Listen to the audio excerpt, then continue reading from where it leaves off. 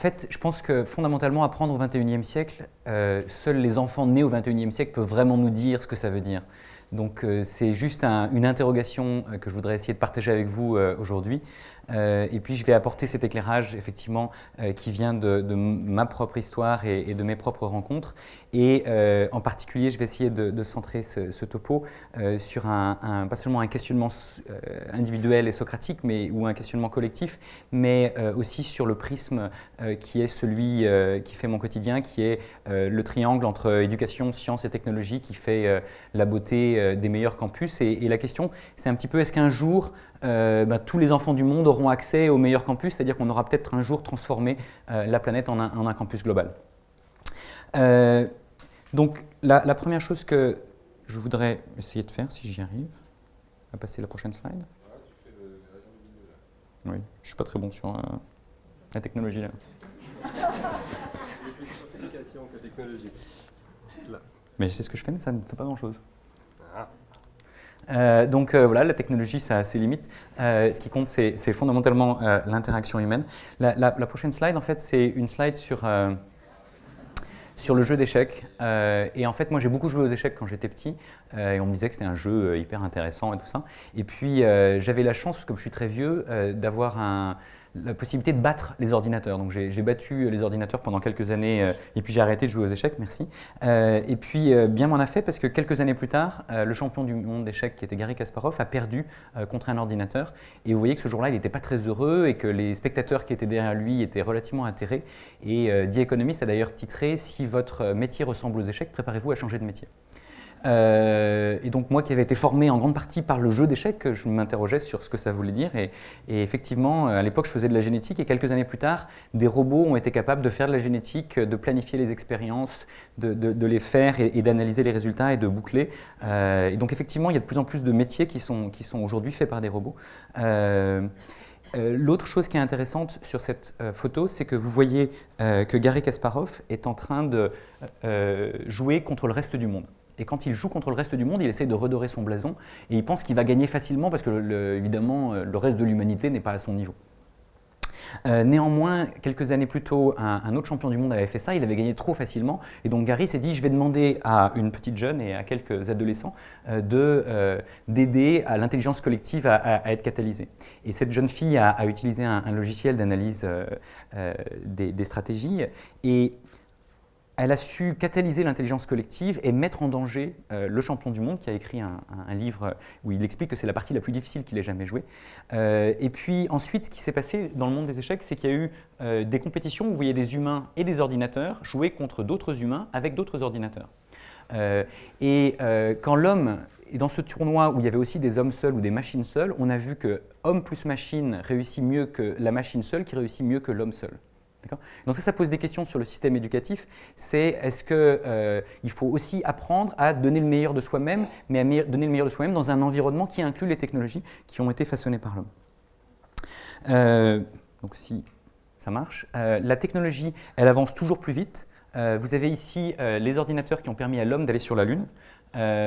Et qui étaient grands comme cette pièce quasiment, et qui sont en fait moins puissants que la puissance que vous avez dans tous les téléphones portables que vous avez dans vos poches. Et en plus, ces téléphones portables peuvent être transformés en instruments scientifiques, puisqu'ici, par exemple, vous avez un téléphone qui a été transformé en un microscope, puisqu'on a rajouté une lentille devant. Ces technologies elles croissent toujours plus vite grâce à la loi de Moore qu'on connaît bien dans le monde de l'informatique. Et ce que vous voyez ici, c'est que dans d'autres domaines comme la génomique, on va plus vite que la loi de Moore et qu'on est capable de faire diminuer les coûts beaucoup plus rapidement et qu'aujourd'hui, un séquenceur à ADN, ça ressemble à ça. Et ça peut se brancher sur un ordinateur et dans quelques années, 3 à 6 ans maximum, a priori, ça coûtera $10 de séquencer un génome. Donc évidemment, les technologies vont vraiment toujours plus vite et on a du mal à imaginer l'ensemble des conséquences que ça aura. De ce point de vue-là, qu'est-ce qui se passe dans nos écoles ? Je pense que si un voyageur à travers le temps était capable d'arriver dans nos écoles d'aujourd'hui, il verrait des choses qui ressemblent fort aux écoles d'hier, en tout cas beaucoup plus que dans d'autres domaines. Ce n'est pas vrai dans toutes les écoles, il y a quelques écoles qui essayent d'innover. Ça, c'est une école à New York qui essaye d'enseigner systématiquement par le jeu, par exemple, et permettre aux enfants une exploration ludique du monde, des technologies, du sport et d'autres choses. La science, quant à elle, elle évolue également très vite, au moins depuis une première révolution technologique dans le domaine des technologies de l'information, qui a été la révolution de l'imprimerie.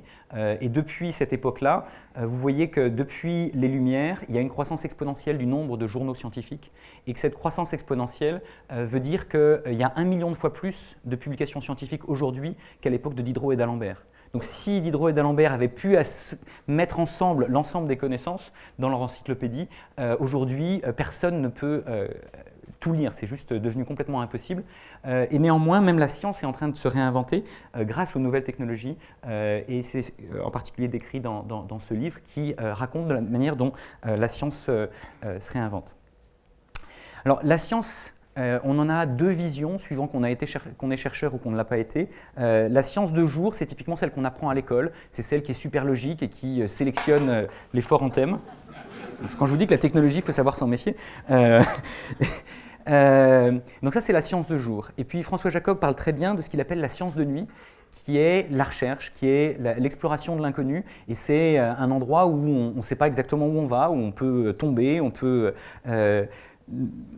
avoir tout un tas d'angoisses éventuellement. Et puis quand on voit une petite lueur, tout d'un coup, ça nous amène vers la lumière. Et c'est une joie fantastique qui est malheureusement accessible qu'à une toute petite élite aujourd'hui, ou en tout cas, c'était le cas hier. Alors, qu'est-ce qui est en train de se passer? Est-ce qu'on peut imaginer de nouvelles solutions pour que cette exploration de la science de nuit puisse être accessible à plus de monde? Donc, je ne sais pas si vous savez, par exemple, quel est l'âge des plus jeunes auteurs de publications scientifiques. Vous avez la réponse sur cet écran, c'est 8 à 10 ans. D'accord. Et en fait, vous avez toute une école qui a participé avec un chercheur qui a mon âge, et tous les autres, c'est des enfants de 8 à 10 ans. Et ils ont fait des découvertes formidables. Ils ont découvert que les abeilles reconnaissent les couleurs et les patterns spatiaux, mais ils ont aussi découvert un truc encore plus important, qui est que la science, c'est cool et fun. D'accord ? Et donc ça, c'est hyper important. Et ce n'est pas des petits génies, c'est juste des enfants qui étaient curieux et dont on a catalysé la curiosité et on leur a permis d'apprendre par eux-mêmes et d'arriver aux frontières des connaissances et de les faire reculer. Alors comment est-ce qu'on peut offrir ça à plus de gens? Parce que tout le monde n'a pas la chance d'avoir un père chercheur qui vient travailler dans une classe. Eh bien, il y a des chercheurs qui ont inventé un concept que je trouve très intéressant qui s'appelle les jeux de découverte scientifique. Et ce sont en fait fondamentalement des cadres de liberté pour que l'intelligence collective puisse explorer les connaissances, de même qu'elles peuvent mettre en danger le meilleur expert mondial aux échecs. Elles peuvent faire des choses que les meilleurs experts mondiaux scientifiques ne sont pas forcément capables de faire seuls.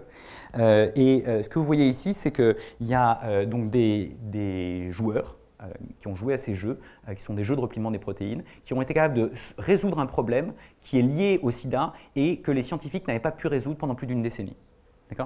Donc ça, c'est quand même quelque chose d'extrêmement intéressant. Ça a fait la une des plus grands journaux scientifiques et même de la presse plus largement. Et ça nous invite à repenser la manière dont la science peut se faire et dans lequel l'homme et la machine peuvent collaborer, puisque c'est la machine qui fait tourner la simulation qui est derrière le jeu, mais aussi comment les différents individus peuvent collaborer. Donc on retrouve ce qu'on voyait dans le domaine du jeu d'échecs, cette fois-ci pour essayer de résoudre des problèmes dont on a besoin pour faire progresser les connaissances, et en particulier dans ce cas-là dans le domaine de la recherche biomédicale, mais on peut imaginer le même genre de choses, c'est-à-dire que c'est en train de se produire dans d'autres domaines. Et donc en fait la question qu'on peut se poser, c'est comment est-ce qu'on peut permettre à chaque enfant de devenir le meilleur expert d'un sujet. Par exemple, son chien. D'accord. Et donc on est en train d'essayer de réfléchir à ce genre de choses et on se dit il y a 400 millions de chiens dans le monde, 4 millions en France, 1 milliard de chats, donc ça fait quand même des nombres relativement conséquents, et plein d'enfants qui sont curieux pour essayer de comprendre le comportement de leur animal préféré. Et donc comment est-ce qu'on peut passer de cette curiosité innée que peuvent avoir les enfants vers une démarche scientifique? Pour une démarche scientifique, il faut être capable d'abord de quantifier quelque chose. Donc il faut être capable de produire des données quantifiées, et donc ça c'est ce qu'on fait avec un collier pour chien qui contient plein de puces électroniques, un peu équivalentes à ce que vous avez dans vos téléphones portables. Il y a un GPS, un accéléromètre et des outils de communication qui permettent donc de communiquer ces informations à un téléphone portable, qui peut les envoyer sur le web, qui permet d'analyser tout un tas de choses qui peuvent revenir ensuite vers l'enfant. Et donc l'enfant peut par exemple filmer son chien et il voit en même temps le signal de l'accéléromètre. Et il se dit tiens, quand mon chien saute, voilà le signal que j'observe. Quand mon chien fait le beau, voilà le signal que j'observe. Et il peut comme ça essayer de prédire que ce que son chien va faire au pas de temps suivant, soit 15 secondes plus tard, soit éventuellement le lendemain, et progressivement avoir, qui fait une partie de la démarche scientifique, qui est la capacité à prédire l'avenir en fonction de l'analyse du passé. Et ce qui est intéressant aujourd'hui, c'est que les outils de communication moderne permettent non seulement, en fait, un téléphone peut être un instrument scientifique connecté. Et donc, il peut partager ses observations avec d'autres enfants et s'interroger avec eux sur est-ce que c'est tous les chiens qui sont capables de faire ça? Est-ce que c'est seulement les chiens d'une certaine race, d'un certain âge? Il peut éventuellement séquencer le génome de ces chiens, se demander les relations génotype-phénotype, comment est-ce qu'elles évoluent dans ce type de cadre. Et sachant qu'un chien vit 7 fois moins longtemps qu'un enfant, ou qu'un humain plus généralement, ça veut dire qu'il est probable que le chien meure avant que l'enfant n'ait fini de grandir. Et donc, il va aussi se poser des questions sur la santé de son animal préféré et ça va l'aider à développer toute une démarche scientifique qui, à mon avis, sera intéressante à encourager. Donc ça, c'est un exemple, mais plus généralement, quelles sont les questions qu'on peut se poser sur le futur de l'éducation? Elles sont nombreuses. Une première chose, ça serait par exemple, qu'est-ce qu'on trouve dans une école qu'on ne trouve pas sur le web? Ou qu'est-ce qu'on trouve au MIT qu'on ne trouve pas sur le web, y compris les cours du MIT. Une autre question, c'est comment est-ce qu'on peut inventer des technologies socratiques, c'est-à-dire des technologies qui permettent la naissance des idées. Vous savez que Socrate, c'était ça, la maïeutique. Donc on a progressé dans la naissance des enfants, on n'a pas forcément progressé dans la naissance des idées de la même manière. Et puis un poème que j'aime bien de T.S. Eliot, c'est où est passée la sagesse que l'on a perdue dans la connaissance, où est passée la connaissance qu'on a perdue dans l'information. Et aujourd'hui, on pourrait se demander où est passée l'information qu'on a perdue dans les données. Et comment est-ce qu'on peut apprendre aux enfants à passer des données à l'information, de l'information à la connaissance et éventuellement de la connaissance à la sagesse. Et est-ce que le genre de choses que je racontais peut permettre de catalyser ce processus qui ensuite ils pourront appliquer dans d'autres contextes. Comment est-ce qu'on peut apprendre à naviguer dans un océan d'informations sur le web qui est de qualité très hétérogène? Comment est-ce qu'on peut trouver des frères d'idées, c'est-à-dire des gens qui ont le même type d'envie que soi? Parce qu'un enfant, quand il se questionne sur le monde, très vite, il trouve des adultes qui lui disent « écoute, j'en sais rien, passe à autre chose ». Et alors qu'il a besoin de trouver des gens qui vont l'accompagner dans sa démarche et dans son questionnement. Est-ce qu'on peut permettre aux enseignants et aux apprenants d'innover ensemble? Est-ce qu'on peut inventer pas seulement des nouvelles technologies de l'information et de la communication, mais aussi de la créativité, de la coopération, de la capacité à une critique constructive? Et est-ce qu'on peut apprendre à apprendre à la fois partout et tout le temps? Et comment est-ce qu'on peut créer de nouvelles manières de faire ça? Et puis, ça, ce sera ma dernière slide, c'est essayer de se demander comment est-ce qu'on peut partager l'ensemble des nouvelles technologies, des nouveaux mouvements d'éducation ouverte ou de sciences ouvertes. Et est-ce qu'on peut un jour aller vers une espèce de fiesta globale et ouverte qui permettrait de combiner le meilleur de l'innovation, le meilleur de l'éducation, le meilleur de la science, des technologies et des arts, et essayer ensemble de contribuer à aider les générations du XXIe siècle à inventer leur propre avenir. Merci.